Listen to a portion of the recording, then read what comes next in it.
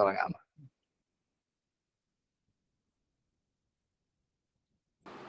നമസ്കാരം സർ. നമസ്കാരം. കയറിയില്ലേ? തിരക്കെല്ലാം കഴിഞ്ഞോ? ആ, തിരക്ക് കഴിഞ്ഞു. വിശ്രമിക്കാൻ പറ്റില്ല അല്ലേ? ഇല്ല.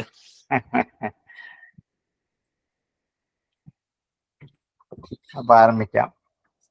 ഓം സഹനാവവതു സഹനൗ ഭുനക്തു സഹ വീര്യം കരവാവഹൈ തേജസ്വിനാവധീതമസ്തു മാ വിദ്വിഷാവഹൈ.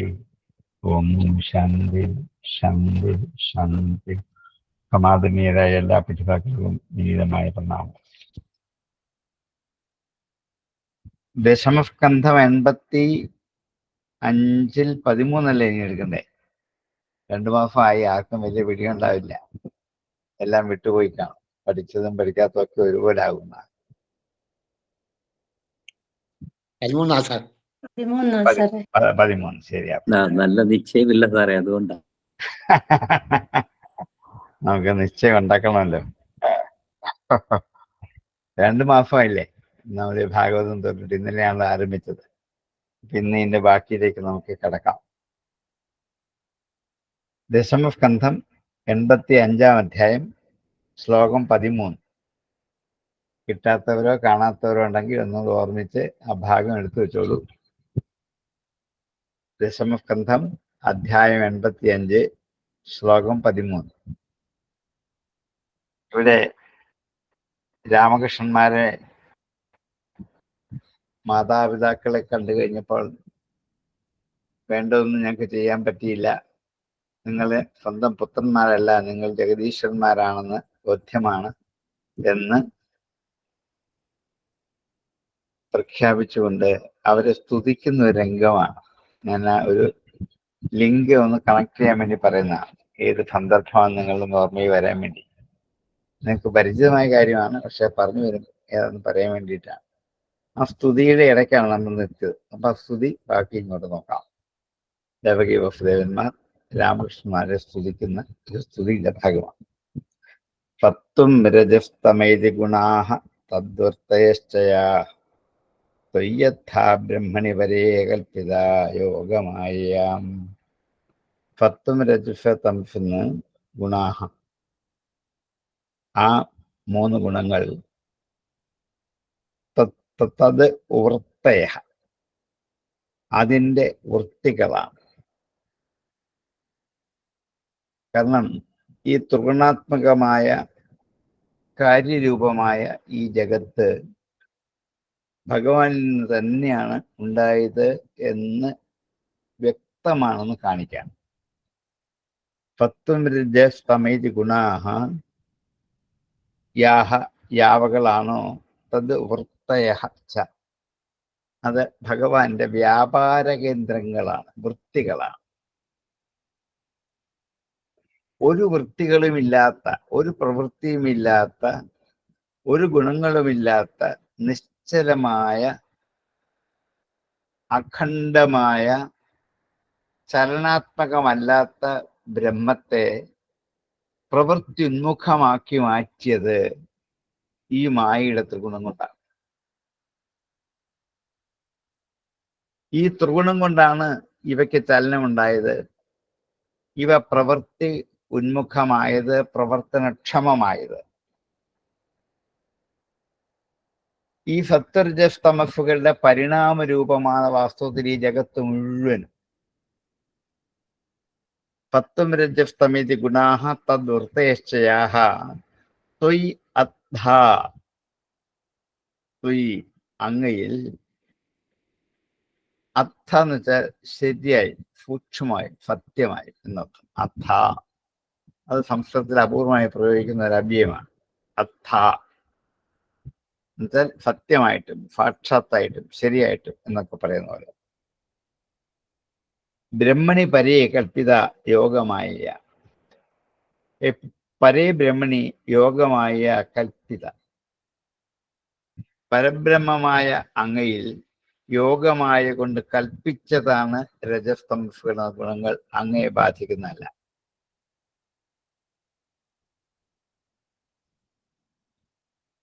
അങ്ങയ്ക്ക് ശരീരമില്ല, ആകൃതിയില്ല, രൂപമില്ല, ഗുണങ്ങളില്ല, ഒന്നുമില്ല. ഒന്നുമില്ലാത്ത അങ്ങയിൽ ആരോപിക്കപ്പെടുന്ന വൃത്തികളാണ് ത്രിഗുണങ്ങൾ. ആരോപിക്കാന്ന് വെച്ചാൽ അർത്ഥം ഇല്ലാത്തത് ഉണ്ടെന്ന് പറയൽ, അതാണല്ലോ ആരോപണം. അങ്ങയിൽ ആരോപിക്കുകയാണ്. പരേ ബ്രഹ്മണി, പരമമായ ബ്രഹ്മത്തിൽ കൽപ്പിക്കുകയാണ്. ആരോപിക്കുകയാണ്, കൽപ്പിക്കുകയാണ്, സങ്കല്പിക്കുകയാണ് ഉണ്ട് എന്ന്. എന്തുകൊണ്ടാണ്? യോഗമായത്. മായാശക്തിയുടെ അധീനത കൊണ്ട് ഈ 3 ഗുണങ്ങൾ അങ്ങയിലുണ്ടെന്ന് സങ്കല്പിക്കുകയാണ്. ഇത് ആരുടെ യോഗം കൊണ്ടാണ്? ഈ ചെളി പിടിച്ച മായയുടെ യോഗം കൊണ്ടാണ്. നമ്മുടെ ശരീരത്തിൽ ചെളി പിടിക്കുമ്പോൾ നമ്മളത് കഴുകിക്കളയും. ഈ ശരീരത്തെ പിടിക്കുന്ന ചെളി വാസ്തവത്തിൽ ത്രിഗുണങ്ങളുടെ ഒരു ഏറ്റക്കുറച്ചിലാണ്. കുറഞ്ഞിരിക്കും, കൂടിയിരിക്കും, നന്നായിരിക്കും, അതിങ്ങനെ ഏറ്റക്കുറച്ചിൽ ഉണ്ടായിക്കൊണ്ടേയിരിക്കും. പക്ഷെ ഈ ചെളി വാസ്തവത്തിൽ നമ്മുടെ ശരീരത്തെ അപ്പൊ ബാധിക്കില്ല, ഉറപ്പാണ്. മനസ്സിനെയാണ് ബാധിക്കുന്നത്. അയ്യോ, ചെളി പിടിച്ചല്ലോ. അപ്പൊ നമ്മൾ എന്ത് ചെയ്യും? ഇതെന്നെ ബാധിക്കാത്ത കാര്യമാണ്, കഴുകി കളയുമ്പോഴോ ഞാൻ ഇതുകൊണ്ട് എനിക്ക് യാതൊരു ബന്ധമില്ല. ഇതുപോലെ ഈ ത്രിഗുണങ്ങൾ അങ്ങയെ ബാധിക്കില്ല, ബന്ധിക്കില്ല. പക്ഷെ ഇത് അങ്ങയിലുണ്ട്. ഇത് ആരാണ് പറയുന്നത്? ദേവകി വസുദേവന്മാരാണ്. അവരെ കൊണ്ടാ പറയിക്കുക. സത്വം രജസ്തമേതി ഗുണാഹ തദ്വർത്തയശ്ചയാഹ ത്വയ്യഥാ ബ്രഹ്മണി പരേ കൽപ്പിതാ യോഗമായാം. സത്വം രജസ്തമേതി ഗുണാസ്തദ്വർത്തയശ്ചയാഹ ത്വയ്യഥാ ബ്രഹ്മണി പരേ കൽപ്പിതാ യോഗമായാം. സത്വം രജസ്തമേതി ഗുണാസ്തദ്വർത്തയശ്ചയാഹ ത്വയ്യഥാ ബ്രഹ്മണി പരേ കൽപ്പിതാ യോഗമായാം. തസ്മാന്ന സന്ധ്യമീഭാവാഹം യർഹി ത്വയി വികൽപ്പിതാഹം ത്വം ജാമീഷു വികാരേഷു ഹ്യന്യത് അവ്യാവഹാരികം. തസ്മാത് അതുകൊണ്ട് നസന്ധി സന്ധി ഉണ്ടാകുന്നു, നസന്ധി ഇല്ലാതാകുന്നു, നസന്ധി ഇല്ല തന്നെ. അമീഭാവാഹ ഈ ഭാവങ്ങൾ, അമീന്ന് വെച്ചാൽ ദീസ് ഇവകൾ, ഈ ഭാവങ്ങൾ. യർഹി യാതൊന്ന് കാരണമായിട്ട്, യഹ ഹി ആണ് സന്ധി വന്നപ്പം യർഹി ആയതാണ്. യാതൊന്ന് കാരണമായിട്ട് ത്വയി അങ്ങയിൽ വികൽപ്പിതാഹ അങ്ങയിൽ കൽപ്പിക്കപ്പെട്ടത് യാതൊരു കാരണമായിട്ടാണോ അങ്ങയിൽ ഈ ഭാവങ്ങൾ കൽപ്പിക്കപ്പെട്ടത്? അമീ ഭാവാഹ ത്വയി വികൽപ്പിതാഹ. തസ്മാത് അങ്ങനെയാണ് കൽപ്പിക്കപ്പെട്ടത് കൊണ്ട്, വാസ്തവത്തിലുള്ളതല്ലാത്തത് കൊണ്ട് അമീഭാവാഹ ഈ ഭാവങ്ങൾ അന്യത നസന്തി മറ്റൊരു വിധത്തിൽ ഇല്ല തന്നെ. തസ്മന്ന സന്ധ്യ അമീഭാവാ യർഹി ത്വയി വികൽപ്പിതാഹ ത്വം ച അമീഷു വികാരേഷു അങ്ങാകട്ടെ ഈ വികാരങ്ങളിൽ ഹി അന്യത അവ്യാവഹാരിക വ്യാവഹാരികമല്ലാത്തത് അവ്യാവഹാരികം.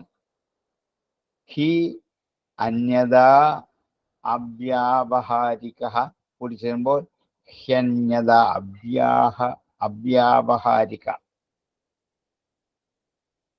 വാസ്തവത്തില് ഈ ഭാവങ്ങൾ അങ്ങയിലുള്ളതല്ല എന്നാണ് മുമ്പത്തെ ശ്ലോകത്തിൽ പറഞ്ഞു വെച്ചത്. പിന്നെ എങ്ങനെയാണ് അത് കൽപ്പിച്ചതാണ്? എങ്ങനെയാ കൽപ്പിക്കാൻ പറ്റുക?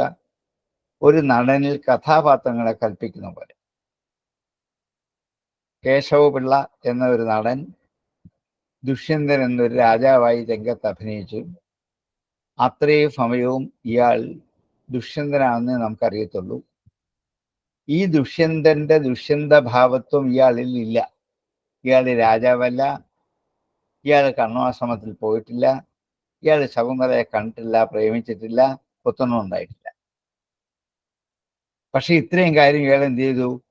കൽപ്പിച്ചു കാണിച്ചു. തന്നിലില്ലാത്ത ഈ ഭാവങ്ങളെ കൽപ്പിച്ചു കാണിച്ചു, വേഷം അഴിച്ചു വെച്ചു. അയാൾ തിരിച്ച് അയാളുടെ പണിക്ക് പോയി, വീട്ടിൽ പോയി ഭാര്യയും മക്കളുമായി സുഖമായി ജീവിച്ചു.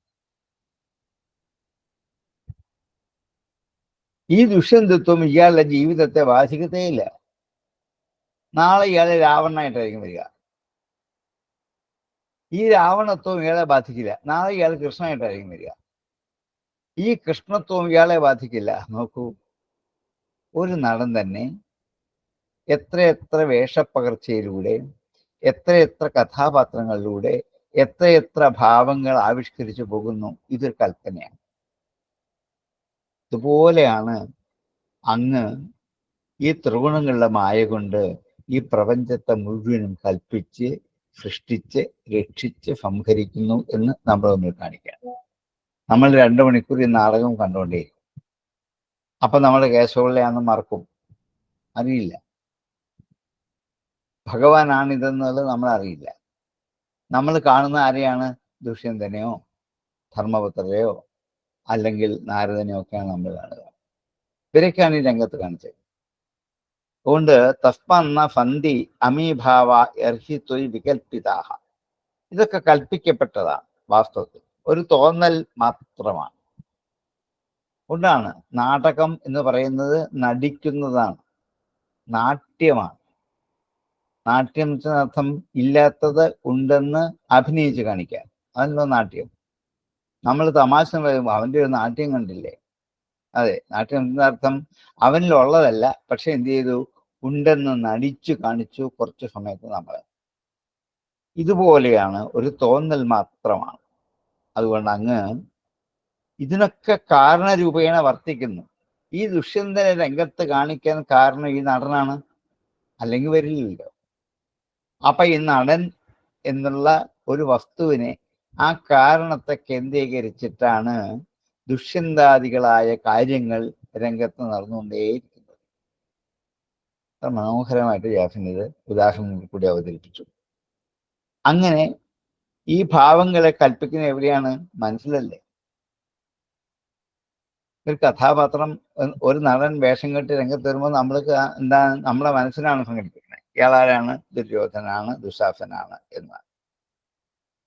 അപ്പൊ ഈ മനസ്സിന്റെ ഈ ഒരു ഭാവകൽപ്പനയാണ് വാസ്തവത്തിൽ.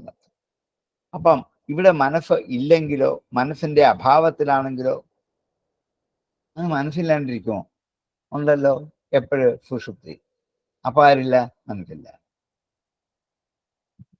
ജാഗ്രതയും സ്വപ്നത്തിലും മനസ്സുണ്ട്, സുഷുപ്തിയും മനസ്സില്ല. അപ്പൊ വാസ്തവത്തില് ഈ മനസ്സിന്റെ അഭാവം വരുമ്പോൾ അങ്ങ് മാത്രമായി വിശേഷം. സുഷുപ്തിയിൽ ഞാനില്ല, ഈശ്വരനില്ല, ബ്രഹ്മമില്ല, ചൈതന്യമില്ല, കട്ടിലില്ല, ഉറക്കമില്ല, ഊണില്ല, ദാഹമില്ല, വിശപ്പില്ല, ഒന്നുമില്ല. മനസ്സില്ല, ബുദ്ധിയില്ല, ഇന്ദ്രിയങ്ങളില്ല, ഒന്നുമില്ല. ഒക്കെ ഇല്ല എന്ന് പറഞ്ഞാൽ ഇല്ലാത്താണോ? അല്ല. പിന്നെന്താണ്? ഇതൊന്നും ഉണ്ടെന്നുള്ള അറിവ് നഷ്ടപ്പെടും. ഇതല്ലേ സുഷുപ്തി. ഈ അറിവും ഇല്ലാണ്ടാവുക. അതുകൊണ്ട് വ്യവഹാര ദശയിലെ സുഖദുഃഖങ്ങളോട് കൂടിയവനായിട്ട് കാണപ്പെടുന്നെങ്കിലും ഈ സുഖദുഃഖാദികളായ സങ്കല്പങ്ങൾ മനസ്സില്ലാത്തപ്പോൾ ഇല്ല. അതുകൊണ്ടാണ് അവ്യാവഹാരിക. അത് പറയാൻ വേണ്ടിയാണ് ഇത്രയും പറഞ്ഞത്. വ്യവഹാരം എന്ന് പറഞ്ഞാൽ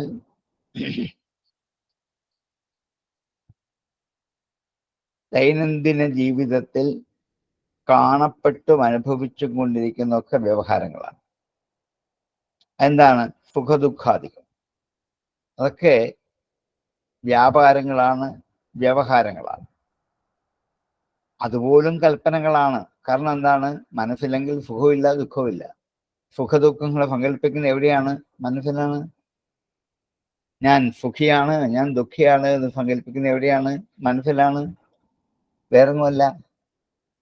അപ്പൊ ഈ സുഖദുഃഖാദികളായ ഭാവങ്ങൾ ഇല്ലാത്തത് കൊണ്ട് അവ്യാവഹാരിക.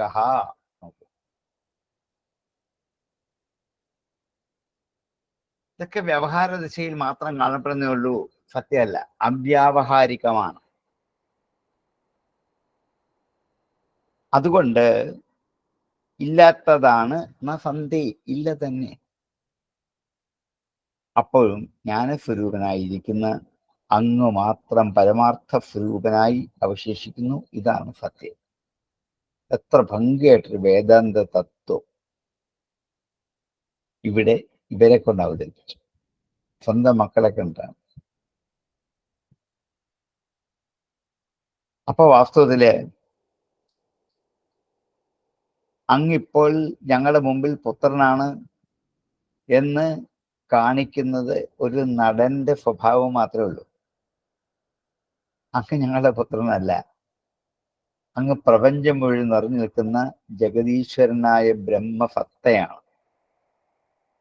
പിന്നെ ഞങ്ങളുടെ മുമ്പിലെ ഒരു നടനെ പോലെ മകനാണ്. ഞാൻ കംസനെ കൊല്ലുന്നു, ഞാൻ പൂതനെ കൊല്ലുന്നു, ഞാൻ രാഷ്ട്രീയ ചെയ്യുന്നു എന്നൊക്കെ എന്തേ ഉള്ളൂ, അഭിനയിച്ച് കാണിച്ചത് മാത്രമേ ഉള്ളൂ. തസ്മാൻ ന സന്ധി അമീഭാവാഹ, ഈ ഭാവങ്ങൾ അങ്ങേലില്ല, പിന്നെ ഞാൻ കൽപ്പിച്ചതേ ഉള്ളൂ. അതുകൊണ്ട് അങ്ങ് എന്റെ പുത്രനാണെന്ന് എനിക്കൊരു വിചാരമില്ല. അങ്ങനെ ഉണ്ടെങ്കിലല്ലേ അങ്ങ് വേറെ വരുമ്പോൾ എനിക്ക് സങ്കടം. ഒരു സങ്കടവും ഇല്ല. രണ്ട് കൈ കൂപ്പി ദേവകി ചിരിച്ചുകൊണ്ട് പറഞ്ഞു, അങ്ങ് പരമാത്മസ്വരൂപനായ ബ്രഹ്മം തന്നെയാണ്, എന്റെ പുത്രനാണെന്ന് ഞാൻ വിശ്വസിക്കുന്നില്ല. ഏതൊരമ്മയ്ക്ക് ഞാൻ പറയാൻ പറ്റും? ഇവിടെയാണ് ദേവകിയെ നമുക്ക് നമസ്കരിക്കുന്നത്. വളർത്തമ്മയേക്കാൾ, യശോദയേക്കാൾ എത്ര എത്ര ഉത്കൃഷ്ടയാണ്, എത്ര ഉയർന്ന സ്ഥാനത്ത് നിൽക്കുന്നു ഇവിടെ ഇപ്പോൾ ഈ ദേവകി വസുദേവൻ. അതുകൊണ്ട് അങ്ങ് ഞങ്ങളുടെ പുത്രനായിട്ട് അങ്ങ് പറഞ്ഞില്ലേ, ഒരു പുത്രധർമ്മമൊന്നും ഞാൻ ചെയ്തില്ല എന്ന്. അതിന് മറുപടിയാ, ചെയ്യുന്ന കാര്യമില്ല. കാരണം പുത്രനാണെന്ന് ഞങ്ങൾ ഭാവിച്ചെങ്കിലല്ലേ ഉള്ളൂ. അങ്ങ് പുത്രനല്ല, അങ്ങ് പരമാത്മ സ്വരൂപനായ ഈശ്വരൻ തന്നെയാണ്. പുത്രത്വഭാവേന ഞങ്ങളുടെ മുമ്പിൽ കുറച്ചു നാളൊന്ന് അഭിനയിച്ച് കാണിച്ചു മാത്രമേ ഉള്ളൂ. തസ്മന്ന സന്ധ്യ അമീഭാവ, ഈ ഭാവങ്ങൾ അങ്ങയിൽ സ്ഥിരമായിട്ടുള്ളതല്ല, വികൽപ്പിതാഹ, അങ്ങ് കൽപ്പിച്ചതാണ്. ത്വംച, അങ്ങാകട്ടെ അമീഷു വികാരേഷു, ഈ കാണപ്പെടുന്ന വികാരങ്ങൾ എന്താണ്? അയ്യോ, ഞാൻ അമ്മയ്ക്കൊന്നും ചെയ്തില്ല, സങ്കടപ്പെടുക, അമ്മയെ വേണ്ട വിധത്തിൽ ആനന്ദിപ്പിച്ചില്ല. അപ്പൊ ഈ വികാരം, ആനന്ദം, സങ്കടം, അതേപോലെ പരിഭവം, പോരായ്മ, ദുഃഖം, ഈ ഭാവങ്ങളൊക്കെ ഹി അന്യത അവ്യാവഹാരിക, ഇതൊക്കെ വാസ്തവത്തിൽ അവ്യാവഹാരികമാണ്, വ്യവഹാര ദിശയിൽ കാണപ്പെടാത്തതാണ്. അങ്ങ് വാസ്തവത്തിൽ ഇതിനതീതനാണ്, അങ്ങ് പരമാത്മ സ്വരൂപനാണ് എന്ന് അന്യത, മറ്റൊരു വിധത്തിൽ മറ്റൊരു സമയത്ത് അങ്ങ് ഇതൊന്നും പ്രവർത്തിക്കുന്ന ആളല്ല. കംസനെ കൊല്ലാൻ വേണ്ടി വന്നിട്ട് ഞങ്ങളുടെ മുമ്പിൽ നിന്ന് കുറെ അഭിനയിച്ച് ഈ ജോലി പൂർത്തിയാക്കി തിരിച്ചു വാങ്ങുന്ന ആളല്ലേ. അങ്ങക്ക് രൂപമൊന്നുമില്ല, ആകൃതിയില്ല, പക്ഷെ ഞങ്ങളുടെ മുമ്പിൽ ഇതിങ്ങനെ അഭിനയിച്ചു കാണിച്ചതാണ് എന്ന് ഞങ്ങൾക്ക് ബോധ്യമുണ്ട്. അതുകൊണ്ട് ഇപ്പോൾ പുത്രകർമ്മങ്ങൾ ഞാൻ ചെയ്തില്ല എന്നുള്ള ദുഃഖത്തിന് അവകാശമില്ല. ഒരു മകനെ ഒരു അമ്മയ്ക്ക് എങ്ങനെ സമാധാനിപ്പിക്കാൻ പറ്റും? ലോക ചരിത്രത്തിൽ ഇങ്ങനെ ഉണ്ടാവില്ല. ഒരിടത്തും ഒരു കാവ്യത്തിലും ഒരു വീരഗാഥയിലും ഉണ്ടാവില്ല. ഒരമ്മ സ്വന്തം മകനെ സമാധാനിപ്പിക്കാൻ, സാരമില്ല, നീ ഞങ്ങൾക്ക് വേണ്ടി ഒന്നും ചെയ്തില്ല, മാതാപിതാക്കളെ ലാളന കേൾക്കാൻ പറ്റിയില്ല, അവരെ പരിചരിക്കാൻ പറ്റിയില്ല, ഇതൊന്നുമില്ല. ഇതൊക്കെ ഓരോരുത്തരുടെയും, ഇത് കൃഷ്ണന്റെ മാത്രമല്ല, നമ്മളുടെയൊക്കെ മക്കളും നമ്മുടെ മുമ്പിൽ കുറച്ചു നാൾ അഭിനയിച്ച് കാണിക്കുക മാത്രമേ ഉള്ളൂ. കുറച്ച് കഴിയുമ്പോൾ അവരവരുടെ പാട്ടിന് പോകും. അതുകൊണ്ട് അങ്ങ് പരമാത്മസ്വരൂപനാണെന്ന് അറിയുന്നത് കൊണ്ട് ഈ ദിവ്യലീലകളാടി ഞങ്ങളുടെ മുമ്പിൽ വേണ്ടത് ചെയ്തില്ല, സങ്കടത്തിന് അവകാശമില്ല, ഒരു പരിഭവമില്ല. വി ആർ വെരി ഹാപ്പി, ഞങ്ങൾ സന്തോഷവാന്മാരാണ് എന്ന് ഏതൊരമ്മയ്ക്ക് മകനും മുഖത്ത് നോക്കി തുറന്നു പറയാൻ പറ്റും. തസ്മന്ന സന്ധ്യമീ ഭാവായർഹി ത്വയി വികൽപ്പിതാഃ ത്വം ചാമീഷു വികാരേഷു ഹ്യന്യഥാ വ്യാപഹാരികാം. തസ്മന്ന സന്ധ്യമീ ഭാവായർഹി ത്വയി വികൽപ്പിതാഃ ത്വം ചാമീഷു വികാരേഷു ഹി അന്യഥാ വ്യാപഹാരികാഃ. ഗുണപ്രവാഹയേതസ്മിन् അബുധാസ്ത്വഖിലാത്മനാം ഗതിം സൂക്ഷ്മാവബോധേന സംസരന്തീഹ കർമ്മഭിः. ഗുണപ്രവാഹ ഏതസ്മിन् അബുധാഃ തു അഖിലാത്മനഃ. ഗുണങ്ങളുടെ പ്രവാഹം, ഒഴുക്ക്, തത്വരജസ്തമസുകളാകുന്ന ഗുണങ്ങളുടെ ഒഴുക്ക് ഏതസ്മിൻ ഇതിൽ അഖിലാത്മനഃ ഏതസ്മിന്നെ അബുധാഃ തു അഖിലാത്മനഃ. അഖിലാത്മാവിന്റെ സൂക്ഷ്മാം ഗതിം, സൂക്ഷ്മമായ ഈ ഗതിയെ അബുധാഃ അറിയാത്തവർ, പരമാത്മ ചൈതന്യ സ്വരൂപത്തിന്റെ അഭിനയമായ ഒരു കല മാത്രമാണിതെന്ന് അറിയാത്തവർ. എന്തുകൊണ്ടറിയില്ല? ഗുണപ്രവാഹത്തിൽ മുങ്ങിപ്പോയത് കൊണ്ട്. ഗുണപ്രവാഹ ഏതസ്മിന്നെ അഖിലാത്മനഃ സൂക്ഷ്മാം ഗതിം അബുധാഃ അബോധേന സംസരന്തീഹ കർമ്മ. അതറിയാതെ, അതിൻ്റെ അബോധം കൊണ്ട് ഇഹ ഈ ലോകത്തിൽ കർമ്മഭി കർമ്മങ്ങളാൽ സംസരന്തി വീണ്ടും വീണ്ടും കറങ്ങിത്തിരിയുന്നു. സംസാരം എന്ന വാക്കിന്റെ അർത്ഥം എന്താണ്? സംസരന്തി, ഇങ്ങനെ വ്യാപരിച്ച് വ്യാപരിച്ച് വ്യാപരിച്ച് വളർന്നുകൊണ്ടേയിരിക്കുന്നതിന്റെ പേരാണ് സംസാരം. ഇത് പക്ഷെ മലയാളത്തിലെ സംഭാഷണം എന്നുള്ള അർത്ഥത്തിൽ ഉപയോഗിക്കാൻ എങ്ങനെ ഉപയോഗിക്കാൻ പറ്റും? പുനഃപുനരതിശയനവാ ഫരതീതി സംസാരഃ എന്നാണ്. അതുകൊണ്ട് സംസരിക്കാന്ന് വെച്ചാൽ വീണ്ടും വീണ്ടും വളർന്ന് വളർന്ന് വളർന്ന് ഈ പ്രപഞ്ചത്തിൽ നിറഞ്ഞു നിൽക്കുക, ഇതേ ഉള്ളൂ. അതിന് വാതുറന്ന അക്ഷരങ്ങൾ, വാക്കുകൾ ഉച്ചരിക്കുന്ന സംസാരം എന്നൊരു വാക്ക് സംസ്കൃതത്തിൽ ഇല്ല. മലയാളത്തിൽ ആരോ എങ്ങനെയോ ഈ ഒരു അർത്ഥം ഉണ്ടാക്കി കൊടുത്തിട്ട് ഞാൻ അവരോട് സംസാരിച്ചു എന്നൊക്കെ പറയുകയാണ്. അങ്ങനെ പറ്റില്ല. സംഭാഷണം ചെയ്തെന്ന് പറയാം, ഭാഷണം ചെയ്തെന്ന് പറയാം, വർത്തമാനം പറഞ്ഞു എന്ന് പറയാം, ഒക്കെ ആവാം. പക്ഷെ സംസാരം ചെയ്തെന്ന് പറയാൻ പറ്റില്ല. സംസാരം എന്ന് വെച്ചാൽ ഈ പ്രാപഞ്ചിക ലോക ജീവിതമാണ്. നമുക്കറിയുകയും ചെയ്യാം. പക്ഷെ നമ്മളിങ്ങനെ പറയും. എന്ത് ചെയ്യാം? ശരിയായ വാക്കിന്റെ പ്രയോഗം അറിയാത്തതുകൊണ്ട് പറഞ്ഞു പോകുന്നതാണ്. അത് പോട്ടെ, ഞാൻ പറഞ്ഞു എന്നേ ഉള്ളൂ. ഇവിടെ സംസരന്തീഹ കർമ്മഭി, കർമ്മങ്ങളെ കൊണ്ട് ഇവിടെ സംസരിക്കുകയാണ്. ഈ ഭഗവത് സ്വരൂപത്തെ, ഇപ്പം ഞാൻ മുമ്പത്തെ ശ്ലോകത്തിൽ പറഞ്ഞ ഭഗവാന്റെ യഥാർത്ഥ സ്വരൂപത്തെ ശരിയായിട്ട് അറിയാത്തവരെ ഈ ഭഗവാൻ ഈ കാണുന്ന ദേഹമാണ്, ഈ ശരീരമാണ് എന്നിങ്ങനെയുള്ള ചിന്തയോടുകൂടി അവരവർ ചെയ്യുന്ന പുണ്യകർമ്മങ്ങളുടെയും പാപകർമ്മങ്ങളുടെയും ഫലം അനുഭവിക്കാനായിട്ട് ഓരോരുത്തരും ദേവന്മാരായി, മനുഷ്യരായി, മൃഗങ്ങളായി, പക്ഷികളായി, കീടങ്ങളായും ശരീരം സ്വീകരിക്കുന്നു. അത് ഉപേക്ഷിക്കേണ്ടി വരും. അതാണ് സംസരന്തി. ശരീരം സ്വീകരിക്കുന്നു, ശരീരം ഉപേക്ഷിക്കുന്നു. അങ്ങനെ എത്ര ജീവജാലങ്ങളാണ് ഈ പ്രപഞ്ചത്തിലുള്ളത്? കോടിക്കണക്കിന്. മനുഷ്യൻ മാത്രമല്ല ഈ ഭൂമിയിൽ വസിക്കുന്നത്. പിന്നെ ആരാണ്? മൃഗങ്ങൾ മാത്രമല്ല, വൃക്ഷലതാദികൾ മാത്രമല്ല, കീടാണുക്കൾ മാത്രമല്ല, പരമാണുക്കൾ മാത്രമല്ല, അനന്ത കോടി സ്പീഷ്യസ് ഈ പ്രപഞ്ചത്തിൽ നിറഞ്ഞു നിൽപ്പുണ്ട്. അവർക്കും കൂടി വസിക്കാനുള്ളതാണ് ഈ പ്രപഞ്ചം. അതിലൊന്നു മാത്രമേ ഉള്ളൂ മനുഷ്യൻ. അതുകൊണ്ട് അത് നമ്മൾ ചെയ്യുന്ന കർമ്മങ്ങളുടെ പരിണതഫലമായി പുണ്യകർമ്മങ്ങൾ ചെയ്താൽ ഋഷിയാകാം, ദേവനാകാം. പാപകർമ്മങ്ങൾ ചെയ്താൽ സിംഹമാകാം, കരടിയാകാം, പുഴുവാകാം, ഈച്ചയാകാം. ഇതൊക്കെ ജ്ഞാനപ്പാനയിൽ ഭംഗിയായിട്ട് അദ്ദേഹം പാടിയിട്ടുണ്ട്.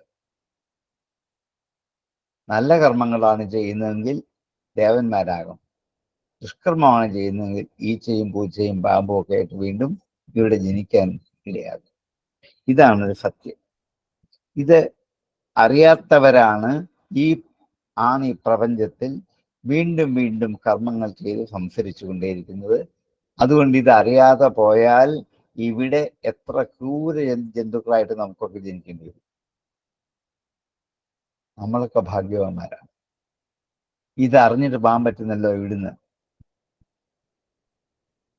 എന്താ അറിയേണ്ടത്? ഇതൊന്നും ശരിയല്ല, ഇതൊക്കെ അങ്ങയുടെ അഭിനയം മാത്രമാണ് എന്ന് അങ്ങയുടെ യഥാർത്ഥ സ്വരൂപത്തെ തിരിച്ചറിയുന്ന ഒരാൾക്ക് സങ്കടത്തിനും ദുഃഖത്തിനും അവകാശമേ ഇല്ല. അതുകൊണ്ട് ഞങ്ങൾക്ക് അങ്ങനെ വിഷമമേ ഇല്ല. ഗുണപ്രവാഹ ഏതസ്മിന്നബുധാസ്ത്വഖിലാത്മനാം ഗതിം സൂക്ഷ്മാവബോധേന സംസരന്തീഹ കർമ്മഭീം.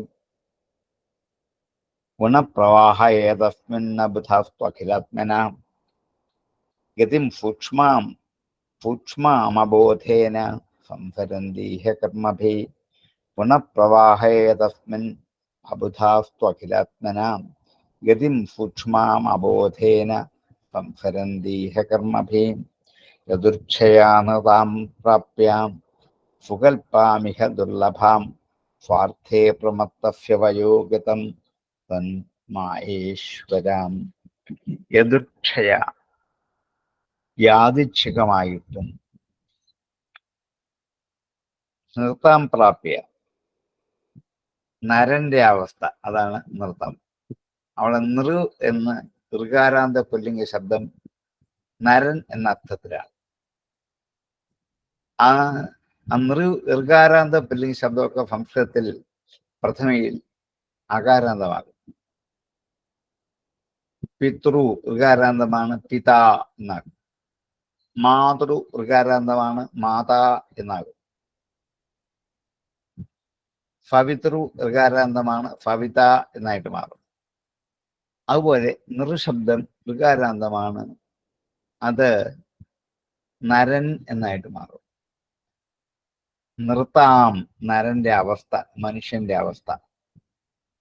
നാ നരൗ നരഹ, പിതാ പിതരൂ പിതരഹ പോലെ നാ എന്ന് വെച്ചാൽ നരൻ, മനുഷ്യൻ. അപ്പൊ അത് ആകാരാന്തം പോലെ തോന്നിക്കും, ആകാരാന്തം അല്ല, ഋകാരാന്തമാണ്. അപ്പൊ അവള് നൃത്താം പ്രാപ്യ, മനുഷ്യന്റെ അവസ്ഥയെ പ്രാപിച്ചിട്ട് പുകൽപ്പാമിഹ ദുർലഭാം, ഈ സംസാരത്തിലെ ദുർലഭവും സുകൽപ്പവുമായ മനുഷ്യത്തെ യാദൃച്ഛികമായി പ്രാപിച്ചിട്ട്. ദുർലഭമാണ് മനുഷ്യജന്മം, ജന്തൂനാം നരജന്മ ദുർലഭ അതപുംസ്ത്വം തതോ വിപ്രത എന്ന് വിവേക ചൂടാമണി പറയും. ജന്തുക്കൾക്ക് നരജന്മം ദുർലഭമാണ്.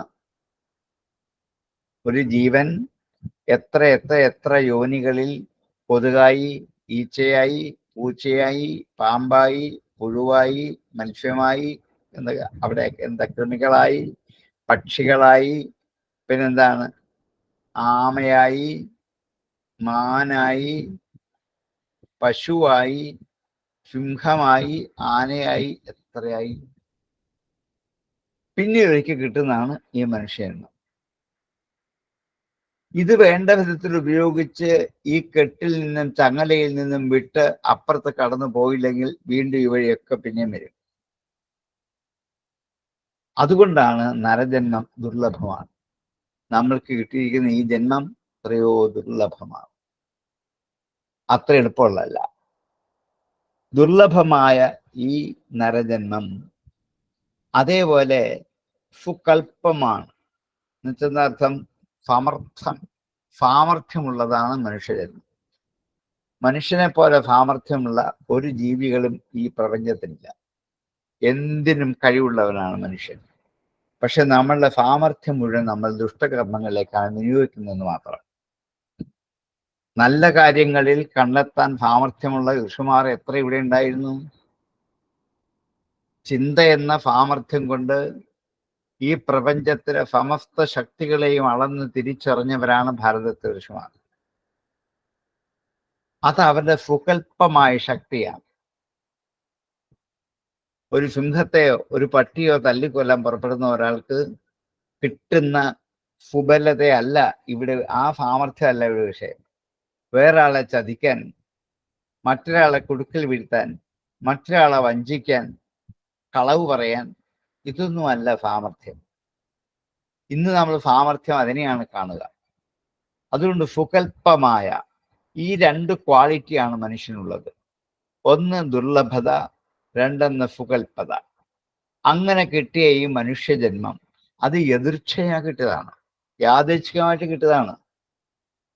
നമ്മൾ ആരും നേരത്തെ ബ്രഹ്മാവിൻ്റെ അപേക്ഷ എഴുതി അയച്ചിട്ട് പൂച്ചയായിരിക്കുമ്പോഴും കൃമിയായിരിക്കുമ്പോഴും ഇനിയെങ്കിലും എനിക്ക് മനുഷ്യൻ തരണേ എന്ന അപേക്ഷ കൊടുത്തിട്ട് എന്നാൽ അടുത്ത പ്രാവശ്യവും പരീക്ഷിക്കാം എന്നൊക്കെ പറഞ്ഞ് നമുക്ക് നിശ്ചയിച്ച് തന്നതല്ല. അങ്ങനെ മനുഷ്യനായിട്ട് കിട്ടിയാൽ ഇന്നിടത്ത് ഇന്ന വീട്ടിൽ ഇന്നാരായിട്ട് ജനിക്കണം എന്നുമില്ല. അങ്ങനെ ജനിച്ചാൽ ഈ ഭാഗവതം പഠിച്ചോണം എന്നുമില്ല. ഇതൊക്കെ യാദൃച്ഛികമാണ്. ഇതൊന്നും പൂർവ്വ വിധികൽപ്പിതം അല്ല. നമുക്ക് തന്നെ അറിയാം, നമ്മുടെ ജീവിതത്തിൽ ഭാഗവതം പഠിക്കാൻ നമ്മൾ പുറപ്പെട്ടത് നേരത്തെ നിശ്ചയിച്ചിട്ടൊന്നുമല്ല. യാദൃച്ഛികമായൊരു സംഭവമാണ് ഈ സംസ്കൃതവും ഈ വേദാന്തവും അതുപോലെ ഈ സാഹിത്യവും ഈ ഭാഷയും ഒക്കെ പഠിക്കാൻ നമുക്ക് കിട്ടിയ അവസരം. അതുകൊണ്ട് എതിർച്ഛയാ നതം പ്രാപ്യ സുകൽപ്പാമിഹ ദുർലഭം സ്വാർത്ഥേ പ്രമത്തസ്യ വയോഗതം ത്വന്മായേശ്വരാം. സ്വാർത്ഥേ പ്രമത്തസ്യ, അങ്ങനെ കിട്ടിയ ഈ ജന്മം സ്വാർത്ഥതയിൽ മതിച്ചു കളയുകയാണ്.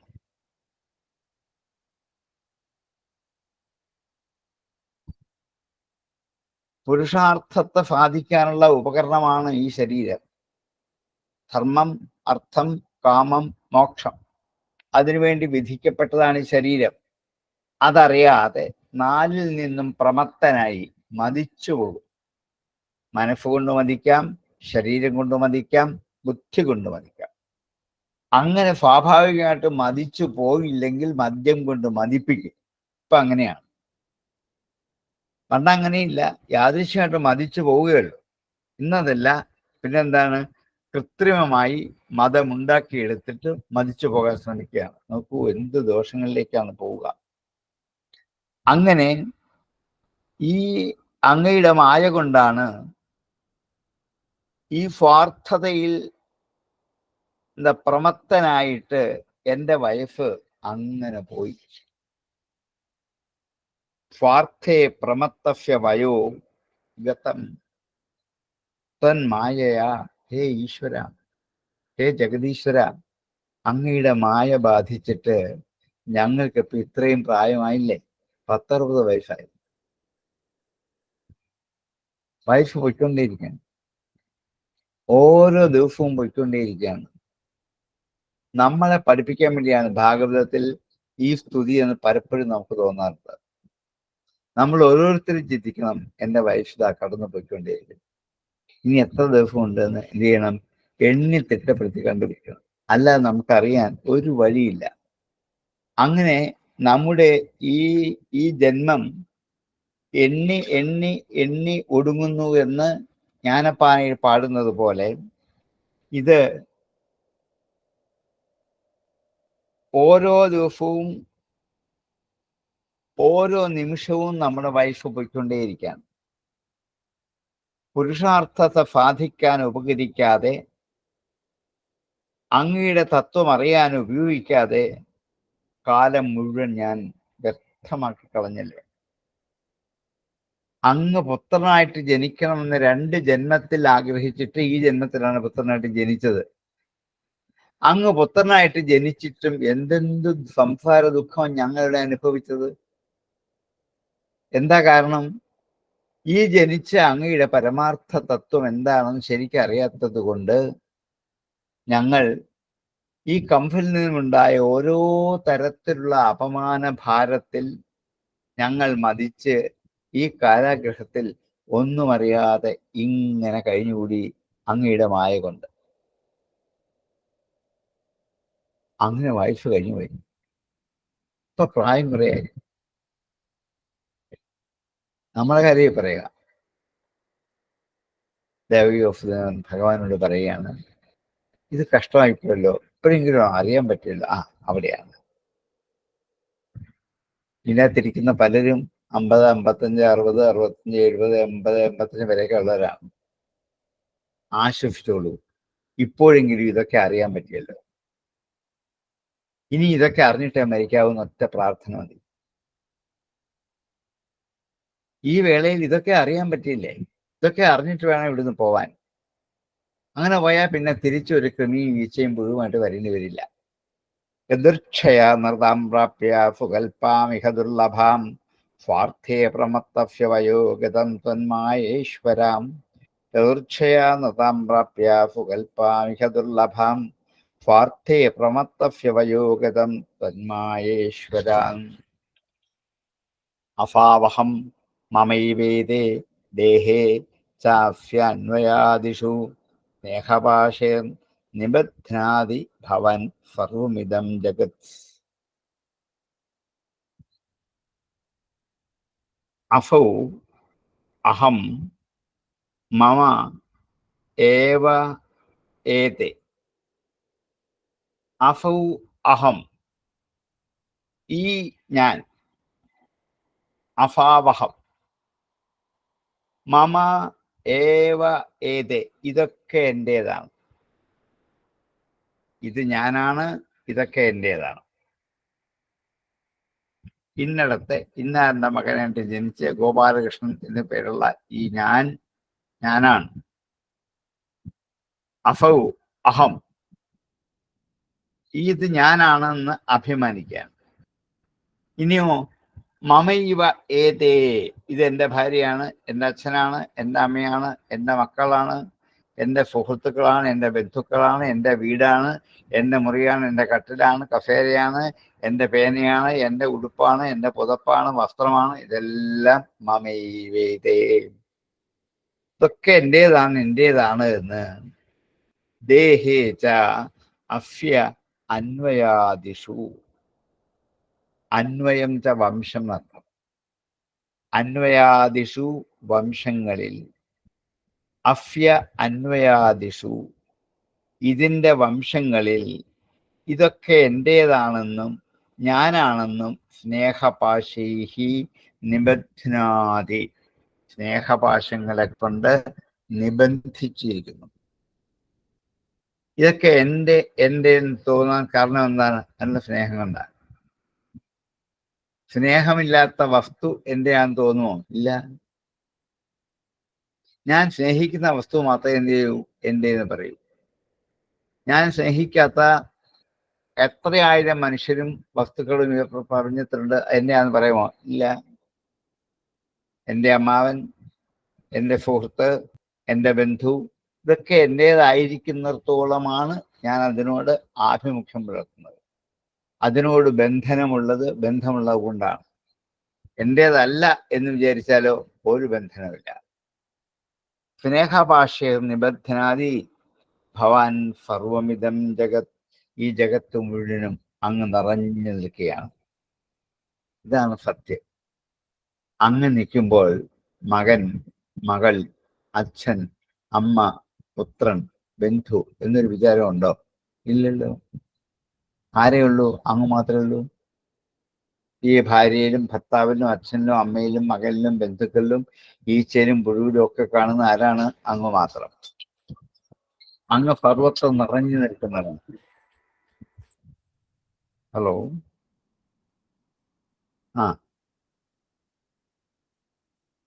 ആരുടെയാ? അതന്നെ.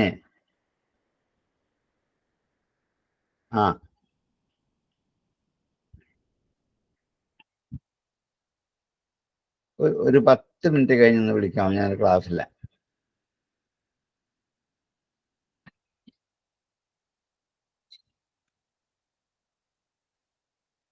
അഫാമഹം മമൈവേദേ ദേഹേ ചാഫ്യാന്വയാദിഷു സ്നേഹപാശം നിബധ്നാതി ഭവാൻ സർവമിദം ജഗത്ത്. അങ്ങ് എല്ലായിടത്തും നിറഞ്ഞിരിക്കുമ്പോഴും ഞാൻ ഇതെൻ്റേത് എന്ന് ദേഹത്തിൽ ഈ കാണപ്പെടുന്ന എല്ലാ വംശങ്ങളിലും എൻ്റേതാണെന്ന് സ്നേഹപാശം കൊണ്ട് ഞാൻ നിബന്ധിച്ചിരിക്കുകയാണ്. അതുകൊണ്ടാണ് നിങ്ങൾ എൻ്റെ മക്കൾ എന്ന് ഞാൻ പറയാൻ കാരണം. അല്ല, ഈശ്വരന്റെ മക്കളാണ്. കാരണം ഈശ്വരനാണ് പ്രപഞ്ചത്തിൽ നിർന്നിരിക്കുന്നത്, നിങ്ങളല്ല. ഇത് എനിക്ക് ഞങ്ങൾക്കിപ്പോൾ ശരിക്കും പറ്റിയേ അതുകൊണ്ട് ഒരു സങ്കടമില്ല. ഒരു മാതാപിതാക്കളുടെ ശരിയായ വിചാരം, തത്വവിചാരം ഒരു പുത്രനിൽ എങ്ങനെ ആവിഷ്കരിക്കണം. അതും ആരാണ്? ശ്രീകൃഷ്ണ ഭഗവാനെ പോലൊരു പുത്രനുള്ളത്. ഇതൊക്കെ ഈ ഭഗവാൻ ഈ മാതാപിതാക്കൾ ഉപദേശിച്ചു കൊടുക്കണം. തിരിച്ച് മാതാപിതാക്കൾ ഈ ഭഗവത് സ്വരൂപനായ പുത്രനെ സ്തുതിക്കുന്നത് ഇങ്ങനെയാണ്: അഫാവഹം മമൈവേദേ ദേഹേ ജാഫ്യന്വയാദിഷു സ്നേഹഭാഷ നിബധ്നാതി ഭവാൻ സർവമിദം ജഗത്. അഫാവഹം മമൈവേദേ ദേഹേ ജാഫ്യന്വയാദിഷു സ്നേഹഭാഷ നിബധ്നാതി ഭവാൻ സർവമിദം ജഗത്. യുവാം നനഃസുതൗ സാക്ഷാത് പ്രധാനപുരുഷേശ്വരൗ ഭൂഭാര ക്ഷത്രക്ഷപണ അവതീർണൗ തഥാർത്ഥഃ. യുവാം, നിങ്ങൾ രണ്ടുപേരും. ആരെ? രാമകൃഷ്ണന്മാർ. നഹഫുതൗ, ഞങ്ങളുടെ പുത്രന്മാരല്ല. ഇങ്ങനെ ആര് പറയും? ദേഷ്യം വരുമ്പോൾ ചിലപ്പോൾ ചില അച്ഛനമ്മമാർ പറയും, എന്താണ് ഈ നശിച്ച് നിങ്ങൾ എൻ്റെ മക്കളല്ലെന്ന്. ഇതങ്ങനെയല്ല പറയുക. ഇത്രയും പറഞ്ഞിട്ടാണ് പറയുക. യുവാം, ഇവിടെ ആദ്യത്തെ നിഷേധിക്കുകയാണ്, അല്ല എന്ന്. രണ്ടാമത്തെ വിസർഗം ചേർത്ത് നഹ എന്നാണ്, ഞങ്ങളുടെ, അസ്മാകം എന്നർത്ഥം. യുവാം നഹഫുതൗ, ആരാണ് നിങ്ങൾ? ആരാണ്? സാക്ഷാത് പ്രധാന പുരുഷേശ്വരവും, നിങ്ങൾ സാക്ഷാത്തായ കണ്ണുകൊണ്ട് കണ്ടെത്താൻ പറ്റുന്ന പ്രധാന പുരുഷേശ്വരന്മാരാണ്. ഇവിടെ പ്രധാനം എന്ന് വെച്ചാൽ പ്രകൃതി. പ്രധാന പുരുഷൻ പ്രകൃതി പുരുഷന്മാർ. പ്രകൃതി പുരുഷന്മാരാകുന്ന ഈശ്വരന്മാരാണ് നിങ്ങൾ രണ്ടുപേരും. നിങ്ങൾ ഒരാൾ പ്രകൃതി, മറ്റേയാൾ പുരുഷൻ. ഈ പ്രകൃതിയിലേക്ക് പുരുഷന്റെ സാന്നിധ്യം സന്നിവേശിപ്പിക്കുമ്പോൾ ഇതെല്ലാം പ്രവർത്തനക്ഷമമാകും. നിങ്ങൾ രണ്ടുപേരായിട്ട് അവതരിച്ച് എൻ്റെ മുമ്പിൽ നിൽക്കാൻ, എൻ്റെ മക്കളായിട്ട് ജനിക്കാൻ കാരണം ഒരാൾ പ്രധാനനും ഒരാൾ പുരുഷനുമായിട്ടാണ്. ഒരാൾ പ്രകൃതിയും ഒരാൾ പുരുഷനുമാണ്. ഈ പ്രകൃതി പുരുഷന്മാരുടെ സമ്മേളനമാണ് ഈ പ്രപഞ്ചത്തെ സമസ്ത ജീവാത്മാക്കളും. നിങ്ങളില്ലെങ്കിൽ ഇവരാരുമില്ല, നിങ്ങളുണ്ടെങ്കിൽ ഇവരെല്ലാം നിറഞ്ഞു നിൽക്കുന്നു. യുവാം നസ്വതൗ സാക്ഷാത് പ്രധാന പുരുഷേശ്വരൗ ഭൂഭാരക്ഷത്രക്ഷപണ. ഭൂമിയുടെ ഭാരത്തെ മുഴുവനും, ആ ഭൂഭാരം, ഭൂമിയുടെ ഭാരം ക്ഷത്രിയന്മാരെ ക്ഷപണം ചെയ്യുക, ക്ഷത്രിയന്മാരെ നശിപ്പിക്കുക. ഭൂമിക്ക് ഭാരമായി തീർന്നിരിക്കുന്ന ക്ഷത്രിയ രാജാക്കന്മാരെ നശിപ്പിക്കാൻ വേണ്ടി, ഭൂമിയുടെ ഭാരമായി തീർന്നിരിക്കുന്ന ക്ഷത്രിയന്മാരെ ക്ഷപണം ചെയ്യുക, നശിപ്പിക്കുക. അവതീർണൗ തഥാ ആത്ഥഃ, അവതീർണരാണ് എന്ന് ആത്ഥഃ പറയുന്നുവല്ലോ. തഥാ ആത്ഥഃ തഥാത്ഥഃ, തഥാ അപ്രകാരം, ആത്ഥ പറയുന്നു, ഹ തീർച്ച. നിങ്ങളെക്കുറിച്ച് ഇങ്ങനെയാണല്ലോ പറയുന്നത്, അത് തീർച്ചയാണ്. ഭൂമിക്ക് ഭാരമായി തീർന്ന ക്ഷത്രിയന്മാരെ ഇല്ലാതാക്കാൻ വേണ്ടി നിങ്ങൾ അവതരിച്ചു എന്ന് പറയുന്നത് സത്യമാണ്. അത് ഞങ്ങൾക്ക് മനസ്സിലായി. അതുകൊണ്ട് നിങ്ങൾ ഈശ്വരന്മാരാണ്, പ്രധാന പുരുഷേശ്വരന്മാരാണ്, ഞങ്ങളുടെ മക്കളല്ല. ആണെന്ന് ഞാൻ വിചാരിക്കുന്നില്ല. അങ്ങനെ വിചാരിച്ചെങ്കിലല്ലേ നിങ്ങളോട് സ്നേഹവാത്സല്യങ്ങൾ കൂടി കഷ്ടം നിങ്ങൾ പിരിയുമ്പോൾ കണ്ണീന്ന് കണ്ണീര്. അതൊന്നുമില്ല. നിങ്ങൾക്ക് എപ്പോൾ വേണമെങ്കിലും പോവാം. ഞങ്ങൾ നിങ്ങളുമായിട്ടുള്ള ബന്ധം അത്രയൊക്കെ ഉള്ളൂ. ഏതൊരമ്മയ്ക്ക് ഇങ്ങനെ പറയാൻ പറ്റുക? ഒരു മാതാപിതാക്കളിലെ ആ പൂർണ്ണത, ശരിക്കും ജഗത്തിനെ കുറിച്ചും ഈശ്വരനെ കുറിച്ചും മനസ്സിലാക്കിയ മാതാപിതാക്കൾ, ഇവരാണ് ഭൂമിയിൽ വേണ്ടത്. അങ്ങനെയുള്ള പുത്രന്മാർ എത്ര ധന്യന്മാരാണ്.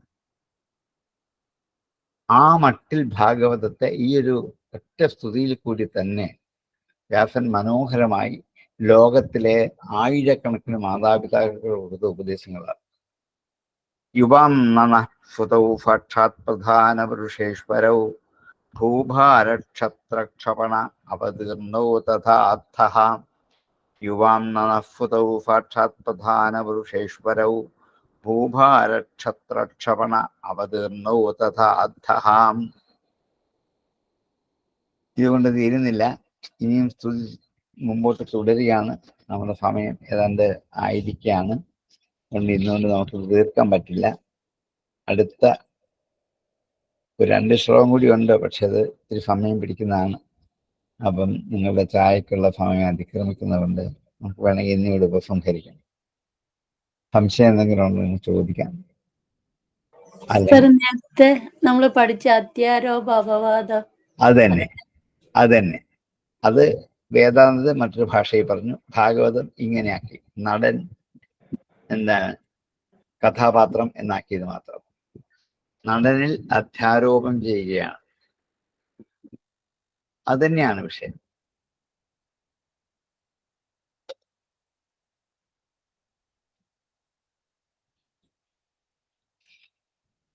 ദേവകി വസുദേവന്മാർക്ക് ജയിലിൽ വെച്ച് കാണിച്ച ആ ദിവ്യരൂപം അവൻ അന്ന് തൊട്ട് ആ സത്യസാക്ഷാത്കാരം ഉൾക്കൊണ്ട് തന്നെയാണ് ഇതുവരെയും പോകുന്നത് അല്ലേ? അന്ന് അവരുടെ മനസ്സിൽ നിന്ന് മറച്ചു കളഞ്ഞു. അപ്പൊ തന്നെ ശരി മായ കൊണ്ട് അവര് മറച്ചു. എന്നിട്ട് പുത്രനാണെന്നുള്ള ഭാവത്തിലാണ് ഇത്രകാലം ജീവിച്ചത്. ഇപ്പോഴാണ് അവർക്ക് ശരിക്കും മനസ്സിലാക്കി കൊടുത്തത്. കാരണം ഇനിയും താൻ എന്താണ് മധുരയിലേക്ക് വരില്ല, പോവുകയാണ്. അപ്പൊ ഈ അവസാന സമയത്ത് തന്റെ സ്വത്വം അവരെ ഒന്ന് ബോധ്യപ്പെടുത്തണമല്ലോ. അത് ഭംഗിയായിട്ട് അവതരിപ്പിച്ചു വ്യാസൻ. ആരാണ് ഭാരതത്തിലെ മാതാപിതാക്കൾ, പുത്രന്മാർ? അതൊരു വലിയ പാഠമായിട്ട് തീർത്തത്. വളരെ സരളമായിട്ടുള്ള സംഗ്രഹം, സരളമായ വേദാന്തം സംഗ്രഹിച്ചു. അതും ഈ സന്ദർഭത്തിൽ അനുയോജ്യമായിട്ട്. കാരണം ഇവര് ആ സങ്കടം പറയാൻ വന്നതാണ്. അച്ഛനും അമ്മയ്ക്കൊന്നും വേണ്ടത് ഞങ്ങൾക്ക് ചെയ്യാൻ പറ്റിയില്ല, ആ കാലമെല്ലാം കഴിഞ്ഞു പോയി, എത്ര കാലമായി, ഇത്രയും കാലമായിട്ട് നിങ്ങളെടുക്ക വരാനോ ഒന്നും എനിക്ക് സാധിച്ചിട്ടില്ല, അത് വലിയ സങ്കടം തോന്നും എന്നൊക്കെ ഇവർ പറയാൻ വന്നപ്പോഴാണ്, സാരമില്ല മക്കളെ, നിങ്ങൾ ഇതൊന്നും അല്ല, പൊക്കോളൂ എന്ന് പറയാൻ പറ്റുന്ന ഒരു മാതൃത്വത്തിന്റെ ബലം നോക്കൂ. ഇന്ന് വാത്സല്യം കൊണ്ട് എന്താണ് അള്ളിപ്പിടിച്ച് നടക്കുന്ന മാതാപിതാക്കളാണ്. ഇവിടെയാണ് ഭാരതത്തിന്റെ മാതൃത്വം സ്വതന്ത്രമാകുന്ന. ഇവിടെയാണ്. എത്ര കേട്ടാലും മതിയാവില്ലല്ലേ? അതാണല്ലോ ഭാഗവതത്തിന്റെ മഹാത്മ്യതല്ലേ. നമുക്കിത് പിന്നെയും കേൾക്കും തോറും നമുക്ക് നല്ലപോലെ 10 വർഷം ഇതാണ് അറിയേണ്ടത്. പക്ഷെ ഈ കാര്യങ്ങളൊന്നും വേണ്ട വിധത്തിൽ നമുക്ക് എങ്ങൊന്നും കിട്ടില്ല. അതിലാണ് വലിയ സങ്കടം. ഈ ഭാഗവതം വായിച്ച് പഠിപ്പിക്കുന്നത് ഇങ്ങനത്തെ ഭാഗങ്ങൾക്കൊന്നും ഒരു പ്രസക്തി ഇല്ലാത്ത പാരായണവും വ്യാഖ്യാനിക്കുന്നതും വിശദീകരിക്കുന്നതും അല്ലെങ്കിൽ കാണിക്കുന്നതും ഒക്കെ വെറും കഥകളുടെ മാത്രമേ ഉള്ളൂ. അതായത് ഈ സ്റ്റേജിലൊക്കെ നാടകങ്ങളും സിനിമകളും അതൊക്കെ മാറ്റിയിട്ട് ഈ ഭാഗം മാത്രം കൊണ്ട് സപ്താഹം നടത്താം. അതെ മാത്രമേ ഉള്ളൂ. നാടകം മുഴുവൻ അനുഭവിക്കാൻ ശരിയാ. അല്ല, സാധാരണ ആൾക്കാരെ കയ്യിലെടുക്കാൻ മറ്റേതാണ്. അല്ല, സാധാരണ ആൾക്കാരെ കയ്യിലെടുക്കല്ല, അവരെ കൂടി കൈ പിടിച്ച് ഇതിലേക്ക് കൊണ്ടുവരണം. അതെ, അതാണ് ഒരാചാര്യന്റെ കടമ. അവരുടെ മട്ടിലേക്ക് ആചാര്യൻ പോവരുത്. അതെ, സാധാരണ ജനങ്ങളുടെ ഹീനമായ ചിന്തയിലേക്ക് ഒരു ആചാര്യൻ കടന്നു പോവരുത്. അതെ, ആചാര്യൻ അങ്ങനെ പോകുന്ന ഹീനചിന്തകളായ എത്രയോ ജനങ്ങളെ നല്ല വഴിയിലേക്ക് കൈപിടിച്ചു കൊണ്ടുവരാനാണ് ശ്രമിക്കേണ്ടത്. അതെ അതെ അതെ അപ്പൊ അതെ ജനങ്ങൾക്ക് ഇതാണ് ഇഷ്ടം എന്ന് അതിന് പുറകെ പോകരുതെന്ന് ഞാൻ പറയാൻ പറ്റില്ല. അതെ ശരിയാ. പക്ഷെ ആരും ജനങ്ങൾക്ക് അത് ചെയ്യുന്നില്ല. ജനങ്ങളെ ഇഷ്ടപ്പെടുത്തുന്നത് നമ്മുടെ കടമയാണ്. പക്ഷെ ഇത് പറഞ്ഞു ഇഷ്ടപ്പെടുത്താൻ സാധിക്കും, പറ്റും. പിന്നെന്താ, ഒരു വിഷമമില്ല. ഇതാ നിങ്ങൾ ഇത്ര പേർക്ക് ഇത് ബോധ്യല്ലേ. അതെ അതെ അതെ ഇങ്ങനെ 20 പേർക്കാക്കി ഇനി 20 പേർക്ക് ഇത് ബോധ്യപ്പെടുത്താൻ പറ്റില്ല. പറ്റുമല്ലോ. അതെ അതെ അവർ പറ്റാത്ത കാര്യമല്ല, നമ്മൾ അങ്ങനെ ധരിച്ച വശമായി പോയിട്ടാ. അതെ എന്താ പറയുന്നത്, ആ തെറ്റായ രീതിയിലൂടെ അനുവർത്തിച്ചു പോരുന്നത് കൊണ്ട് ആൾക്കാർ ആ ഒരു പാതയിൽ ഇങ്ങനെ ചരിക്കുന്നു എന്നുള്ളത്. അത്രേ ഉള്ളൂ. ജനങ്ങളുടെ പുറകെ പോവുകയല്ല വേണ്ടേ, ജനങ്ങളെ ഭാഗവതത്തിന് കൂടെ കൊണ്ടുവരിക വേണ്ടത്. ഭാഗവതത്തിന്റെ തത്വം ഇതാണ് എന്ന് ആരും അങ്ങനെ അറിയുന്നില്ല, മനസ്സിലാക്കാൻ ശ്രമിക്കുന്നില്ല. നമുക്ക് എന്തെങ്കിലും ഒരു സപ്താഹം നടത്താൻ പറ്റിയ ഇത് മാത്രമായിട്ട് നടത്തണം, വേറൊന്നുമില്ല. ഡിഗ്രി ക്ലാസ്സിലെങ്കിലും ഒരു 10 ശ്ലോകം വീതം വെച്ചിരുന്നെങ്കിൽ തീർച്ചയായിട്ടും. പിന്നെ താഴ്ന്ന ക്ലാസ്സിലെ കുട്ടികൾ ഇതിന്റെ ഒരു ആശയം ഒന്ന് മനസ്സിലാക്കിയ മാതാപിതാക്കളോട് എന്തെന്ത് വിധത്തിലുള്ള ഇതുണ്ടാകുമായിരുന്നു. അവരുടെ കുറ്റമല്ല, ഒന്നുമില്ല, അത് വെക്കില്ലല്ലോ. സ്തുതികൾ മാത്രമായിട്ട് ഒരു സപ്താഹം. അതെ, സ്തുതികളല്ല, ഇങ്ങനെയുള്ള തത്വങ്ങളും ഇത് മാത്രമാക്കേണ്ടത്. അതിൻ്റെ അകത്ത് കൃഷ്ണാവതാരം ഇല്ല, രുക്മിണി സമരം ഇല്ല, കുചേല വൃത്തം ഇല്ല, ഒന്നുമില്ല. ആൾക്കാർ ചോദിക്കും ഇതെന്ത് സപ്താഹം, ഇതാണ് സപ്താഹം നോക്കി അവരെ ബോധ്യപ്പെടുത്താൻ. അങ്ങനെ ബോധ്യപ്പെടുത്തണം. അതെ, ഇങ്ങനെ ഒരിടത്ത് നടന്നാൽ പിന്നെ പിന്നെ സാർവത്രികമായിട്ട് നമുക്ക് അവരെ ഇതിലേക്ക് കൊണ്ടുവരാൻ പറ്റിയേക്കൊന്ന് തോന്നുന്നു, അറിയില്ല. തീർച്ചയായിട്ടും പറ്റും, പറ്റാതെ ഒന്നുമില്ല. 100% അല്ലെങ്കിലും 50%. അത്രയാണ്, 20% പറ്റിയാൽ മതി. അതൊരു ചെറിയ വ്യത്യാസമെങ്കിലും കൊണ്ടുവരാൻ സാധിച്ചാൽ അതൊരു മഹത്കാര്യമാണ്. ഇതാ നിങ്ങൾ ഈ ഇരിക്കുന്ന ഈ 20 പേരെയൊക്കെ ബോധ്യപ്പെടുത്താൻ പറ്റിയില്ലേ? തീർച്ചയായും. അതുപോലെയാണ് നിങ്ങൾ സുഹൃത്തുക്കൾ, അത്ര തന്നെ. അതിന് സംശയമില്ല. കാരണം നിരന്തരമായിട്ട് എത്രയോ വർഷം കൊണ്ട് ഈ ഭാഗവതത്തിലെ ആ കാതലായിട്ടുള്ള കാര്യങ്ങളൊക്കെ കുറെയെങ്കിലും സംശീകരിക്കാൻ പറ്റിയത് അങ്ങനെ അതൊരു വലിയ സുഹൃതം തന്നെയാണ്. കാരണം അല്ല, വേറെ എത്രയോ സാൻസ്ക്രിറ്റ് സ്കോളേഴ്സ് ഒക്കെ ഉണ്ട്. പക്ഷെ ആരെങ്കിലും സാറ് പറയുന്നത് പോലെ അതിനെ യഥാർത്ഥമായിട്ട് പറയാൻ ആരും മുമ്പോട്ട് വരുന്നില്ലല്ലോ. അറിയാം, പക്ഷെ അത് പറയാൻ വരുന്നില്ല. എന്തൊക്കെയോ അവരെ പിടിച്ച് പുറമോട്ട് വലിക്കുകയാണ്. അവരുടെ ആ എന്താ പറയുക, അവര് ചെയ്യേണ്ട ആ ധർമ്മബോധത്തെ പോലും വിസ്മരിച്ചിട്ടാണ് അവര് അങ്ങനെ പാസീവായിട്ട് അവരും അങ്ങ് പോവാണ്. അതെ, ആ വഴി അവർ ഒഴുകി പോവാണ്. ഈ ഭാഗവും അർത്ഥവിചാരം ചെയ്യുന്നുണ്ടെന്ന് വിചാരിക്കുന്നില്ലേ? അതെ, വായിച്ചുവിടും, കഥയ്ക്ക് വായിച്ചുവിടുകൾ. അവര് അർത്ഥം അറിയുന്നില്ല, അതുകൊണ്ട് അല്ലേ പറയാതിരിക്കാൻ വഴിയില്ല. അവര് വായിച്ചു വിടത്തേ ഉള്ളൂ, ഒന്നും പറയില്ല. ഇപ്പൊ തീരാൻ പോവല്ലേ, അത് അവസാനത്തിലേക്ക് വരികയാണ്. ദശമം തീരുകയല്ലേ, ഇനി 2-3 അധ്യായം കൂടെ അല്ലേ ഉള്ളൂ.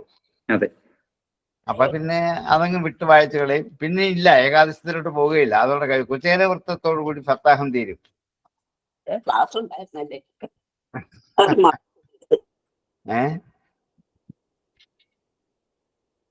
എന്തായാലും നമുക്ക് നോക്കാം, എന്തായാലും ശ്രമിച്ചു നോക്കാം. നമുക്കൊരു പഠിച്ചതിന് ശേഷം ശ്രമിച്ചു നോക്കാം. ശരി സാർ. ആവട്ടെ. അപ്പൊ ഇന്ന് പ്രശ്നം ചെയ്യാം അല്ലേ സാറേ? ഇന്നലെ ആ കൃഷ്ണൻ മന്തയിലെ ആ രീ എന്നുള്ളത് രീ എന്ന ധാതുവിൽ നിന്നുള്ള ഞാൻ പിന്നെ അവിടെ വെച്ച് ചോദിക്കുന്നത് ശരിയല്ല, ഇന്ന് ചോദിക്കാന്ന് സാറിനോട് സൗകര്യം. അത് ആത്മനേപതി രൂപത്തിലാണോ അതോ ഉപയോഗിച്ചിരിക്കുന്നത്? ലുങ്ങിലാണല്ലേ? ഇഷ്ട അവിടെ അപ്പൊ ഏത് പ്രത്യയം ചേർത്തിട്ടാ അത്? ഐഥിഷ്ട എന്ന രൂപം ഓർക്കുന്നുണ്ടായിരുന്നോ? ഐഥിഷ്ട അത് തന്നെയാണ് രീരിഷ്ട. ശരി. ആത്മനേപതി ലുങ്. ആത്മനേപതിന്റെ ശരി. അതാണ്. അതൊന്നും ഞാൻ അന്നേരം ക്ലാസ്സിൽ പറഞ്ഞില്ലെന്നേ ഉള്ളൂ. ഇല്ല, അന്നേരം അവിടെ വെച്ച കാരണം സംസ്കൃതം പഠിക്കാത്ത ആൾക്കാരല്ലേ അവിടെ അത് പറഞ്ഞിട്ട്. അപ്പൊ അതുപോലെ തന്നെ വേറെ ഒരാള് പിന്നെ ഏകാരാന്തം ലോപിക്കുന്ന കാര്യം അത് ചോദിച്ചു അതിന്റെ ഫോട്ടോ അന്നേരം ഞാൻ ഓർത്തില്ല, പിന്നെ അല്ല അവിടെ വെച്ച് അല്ല വിശദീകരിച്ചു കഴിഞ്ഞാൽ അതെ അവര് ചിന്തിക്കുന്നുണ്ടല്ലോ എന്നുള്ള കാര്യം അപ്പം മനസ്സിലായി. അതെല്ലാം എല്ലാവർക്കും തോന്നുക, പക്ഷെങ്കിൽ അത് എക്സ്പ്ലെയിൻ ചെയ്യണമെന്നുണ്ടെങ്കിൽ അത് സൂത്രം പഠിക്കാതെ പറ്റത്തില്ലല്ലോ. ഇങ്ങനെ ചോദിച്ചാൽ പറയാൻ പറ്റും. അല്ലാതെ ഞാൻ സാറിന് ഇതങ്ങ് പറഞ്ഞു, കാരണം ഭാഗവതം പഠിക്കുന്നത് വ്യാകരണം പറയേണ്ട കാര്യം ഇല്ല.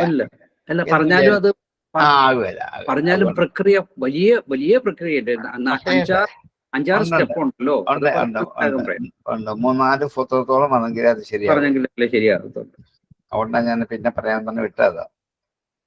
അതിന്റെ അർത്ഥം എന്തായിരുന്നു? രീതിരിഷ്ട, എനിക്ക് അത് കേൾക്കാൻ പറ്റിയില്ല, കുറച്ച് വിട്ടുപോയി. അവസാനത്തെ ഭാഗമോ?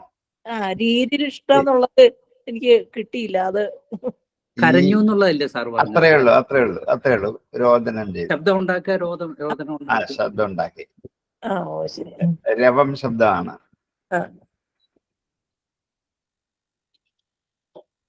ഇത്തരമൊക്കെ പ്രയോഗം ശരിക്കും വ്യാസനാ പ്രയോഗം. അതേന്ന് എനിക്ക് ആ പ്രയോഗം കണ്ടപ്പോ വലിയ സന്തോഷം തോന്നി. രീതിരിഷ്ട, ഞാനത് എടുത്തെടുത്ത് പറഞ്ഞതിനാണ്. ആരെങ്കിലും അത് നോട്ട് ചെയ്തോട്ടെ എന്ന് വിചാരിച്ച് ഇങ്ങനെ പറഞ്ഞാണ്.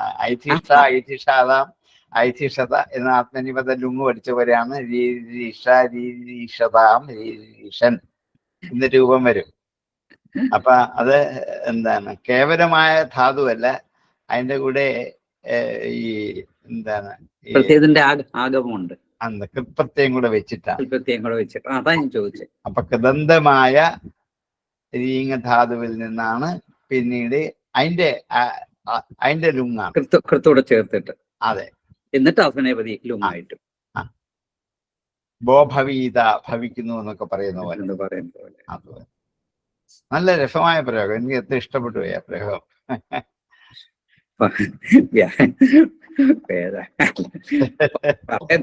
ചിന്തിക്കാൻ പറ്റുമോ? അതെ.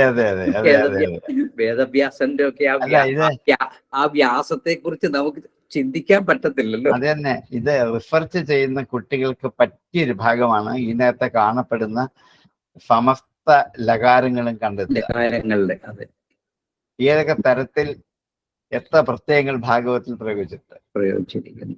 അയ്യോ, അതെല്ലാം ശരിക്കും പറഞ്ഞാൽ ഈ പിന്നെ സംസ്കൃത വ്യാകരണമൊക്കെ എടുത്ത് പഠിക്കുന്നവരൊക്കെ ഈ ഭാഗവതമൊക്കെ എടുത്ത്, അതേ വ്യാകരണം എടുത്തവരെ ഈ ഭാഗവതത്തെ എടുത്ത് റിസർച്ച് ചെയ്താൽ എത്ര ഭംഗിയാവും, എത്ര പ്രയോഗം അവർക്ക് മനസ്സിലാവും. അതെ. ഭഗവത്ഗീതയിൽ തന്നെ ഏതെല്ലാം രൂപങ്ങളാ പ്രയോഗിച്ചത്. ഇഷ്ടം പോലെ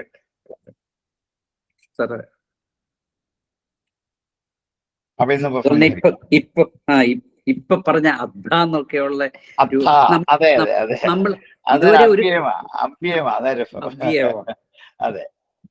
കണ്ടു കഴിഞ്ഞാൽ ആകാരാന്ത സ്ത്രീലിംഗമാണെന്ന് തോന്നത്തുള്ളൂ. സാധാരണ ഭാഗവതം വായിക്കുന്നവർക്ക് ഇതൊന്നും വായിച്ചങ്ങ് പോവുകയുള്ളൂ. എന്തോ ഞങ്ങളുടെ മുൻകാല സുഖതം സാറിന്റെ മുന്നേ വന്ന് എന്റെയും സുഖതം, അല്ലെങ്കിൽ നിങ്ങൾ പറയാൻ പറ്റുമോ? ഞാനിങ്ങനെ വായിച്ച് ഞാനും പോവുകയല്ലേ ഉള്ളൂ. ഭാഗവതം വായിച്ച് ഞാനും പോകും, അത്രേ ഉള്ളൂ. നീ ഇങ്ങനെ ക്ലാസ്സിലാണെങ്കിൽ ഞാൻ ഏതെങ്കിലും സപ്താഹക്കാരനായിട്ട് ചുമ്മാ ഇതൊക്കെ പറഞ്ഞു പോവുകയല്ലേ ഉള്ളൂ. അല്ല, ശരിക്കും ഒരിക്കലും അങ്ങോട്ട് പോകാത്തത് കൊണ്ടാണ്. അല്ല, സപ്താഹത്തിനേക്കാൾ എത്രയോ മഹത്തായില്ല. അതുകൊണ്ട് ഞാൻ അതിന് പോകാത്തതാ, ഒരു കാരണവശാലും പോവില്ല. അത് ഇതൊരിക്കലും നമുക്ക് വലിയ കാര്യമായി ചിന്തിക്കാം. വലിയ കാര്യമായി. പിന്നെ സ്വാമിയൊക്കെ അത് പറയുമ്പോ സ്വാമിക്ക് ഇത്രയൊക്കെ പ്രായമായിട്ട് നല്ല സന്തോഷത്തോടെ എല്ലാ ക്ലാസ്സിലും സ്വാമി അത് ഉൾക്കൊള്ളുന്നതല്ലേ. അതെ. അതൊക്കെ വെച്ചിട്ട് ഞങ്ങള് സത്യം പറഞ്ഞു കഴിഞ്ഞാൽ സ്വാമിയുടെ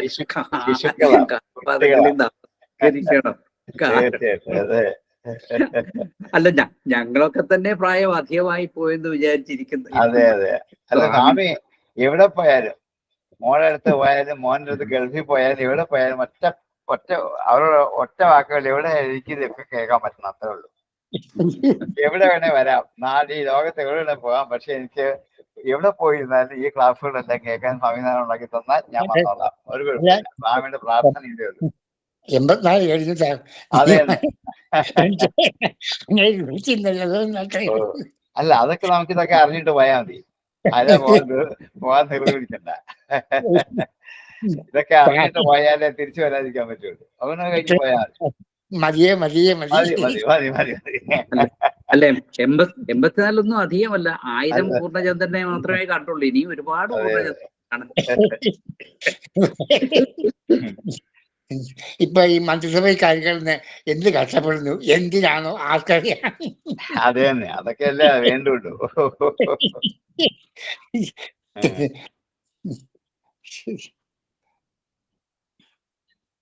ഇന്ന് സമയം ഒത്തിരി വൈകില്ലേ? നമുക്ക് ഇടയ്ക്ക് ചർച്ച ഇങ്ങനെ ആകുന്നതിന് കുഴപ്പമൊന്നുമില്ല. കാരണം അല്ല, ഇത് വേണ്ട എന്താന്ന് വെച്ച് കഴിഞ്ഞാൽ ഇതിന്റെ ആ രസം ആസ്വദിക്കുന്നത് ഇതേമാതിരി ഒരു ഇച്ചിരി നേരം നമ്മൾ കൂടിയാണ്, ചർച്ച കൂടിയാണ്. അല്ല, കേട്ട് വിടും, അത്രേ ഉള്ളൂ. അതെ ഇങ്ങനെ മനസ്സിൽ ഉറപ്പിച്ചു വെക്കും. അപ്പൊ എല്ലാവർക്കും പങ്കെടുക്കാം, എല്ലാവരുടെയും ആശയങ്ങളും എല്ലാവർക്കും പറയാം. ഒരാൾ മാത്രമാവണമെന്നില്ല. അങ്ങനെ പറഞ്ഞാൽ നമുക്ക് രസകരമായ ചിന്തയാകും. എല്ലായ്പ്പോഴും വേണമെന്നില്ല, ചില ക്ലാസ്സുകൾ കഴിയുമ്പോൾ. ഇങ്ങനത്തെ ക്ലാസ്സുകളിലൊക്കെ രഘുനാഥ് പറയുന്ന പോലെ നമുക്കറിയാൻ പറ്റില്ല.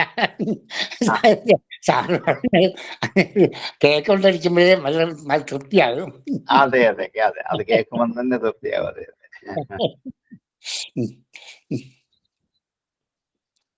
എന്നാ ഇന്ന് നമുക്ക് പോയി ചായ കുടിക്കാം. പൂർണ്ണമിദം പൂർണ്ണാത് പൂർണ്ണസ്യ പൂർണ്ണമാദായ പൂർണ്ണമേവാവശിഷ്യതേ. ശാന്തി ശാന്തി ശാന്തി. നമസ്കാരം സർ.